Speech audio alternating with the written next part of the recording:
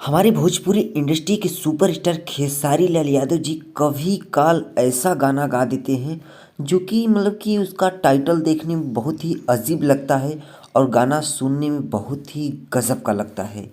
तो क्या है, वीडियो की पूरी जानकारी आपको बताएंगे डिटेल में। उससे पहले अगर आप खेसारी लाल यादव जी के फैंस हैं तो सब्सक्राइब वाला बटन दबाकर हमसे जुड़ जाइए, क्योंकि मैं भोजपुरी के रिलेटेड सभी अपडेट न्यूज़ वीडियो सबसे पहले लाता हूं। तो हेलो दोस्तों, नमस्ते, आपका स्वागत है हमारे यूट्यूब चैनल पे। जैसा कि आपको बता दें कि हमारे भोजपुरी इंडस्ट्री के हिट मशीन खेसारी लाल यादव जी का एक बहुत ही गजब का सॉन्ग आया है, जिस सॉन्ग का गरम गोदामिया। गाना सुनने में बहुत ही मतलब कि अजीब का लग रहा है, मगर यह बहुत ही गजब का गाना है।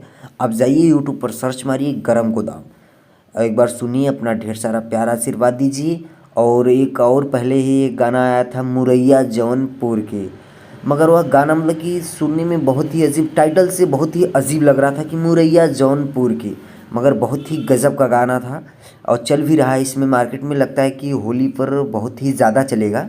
और ऐसे ही खेसारी लाल यादव जी के रिलेटेड वीडियो देखने के लिए हमारे चैनल को कर दीजिए सब्सक्राइब।